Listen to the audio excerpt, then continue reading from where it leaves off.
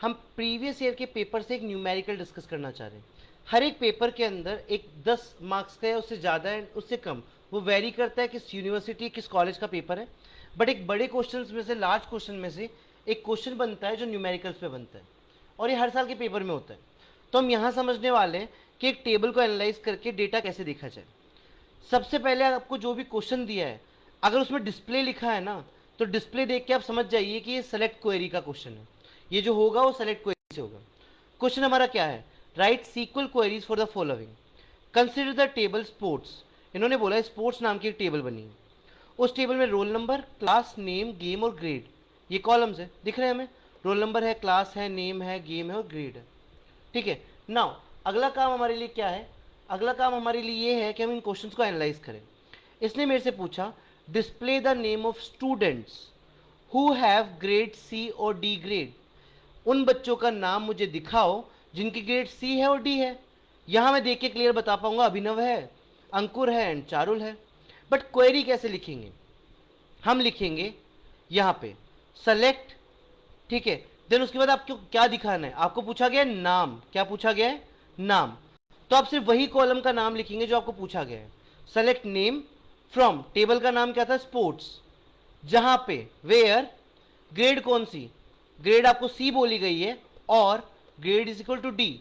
Normally कुछ नहीं किया है आपने, अपने इंग्लिश के क्वेश्चन को ट्रांजिट कर दिया है, कन्वर्ट कर दिया सीक्वल की क्वेरी में। सेम क्वेश्चन दोबारा, display the grade of students whose name starts with D.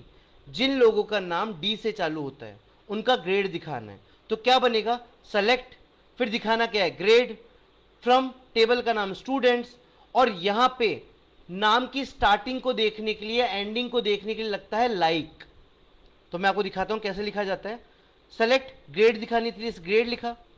From, table का नाम स्पोर्ट्स, जहां पे इंसान का नाम लाइक किससे चालू होता है? डी से, और चालू होना मतलब डी लिखा और फिर उसके बाद परसेंटेज लगा दिया। अगर ये ऐसा होता कि एंड होता है डी से, तो क्या लिखते हैं?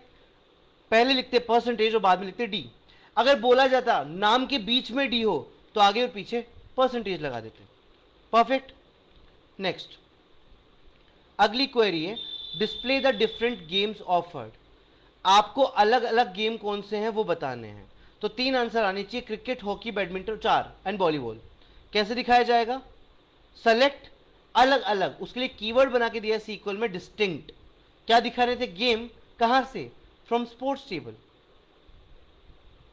Next query, display all roll number. क्या दिखाने? Roll number and name of students who belong to class 7th and play hockey. तो सेम क्वेरी कैसे लिखी जाएगी? सेलेक्ट, क्या दिखाना है? रोल नंबर एंड नेम, तो रोल नंबर कॉमा नेम, आप देख सकते हो। Select roll number comma name, कहां से? From sports table. अब किस बिहाफ पे? कंडीशन क्या है?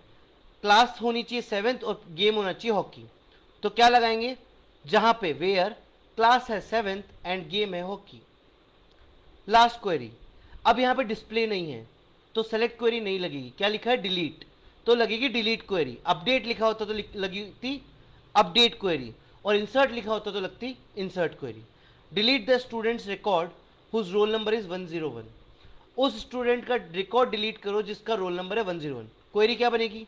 डिलीट, उसके बाद फ्रॉम टेबल का नाम, तो डिलीट फ्रॉम स्टूडेंट, इस तरीके से। ठीक है। सो हमारे टेबल का नाम स्पोर्ट्स था, सॉरी, तो डिलीट फ्रॉम स्पोर्ट्स टेबल, जहां पे रोल नंबर क्या है? 101। इसी तरीके से आप बाकी टेबल्स और बाकी क्वेरीज भी ट्राई कर सकते हैं प्रीवियस ईयर की।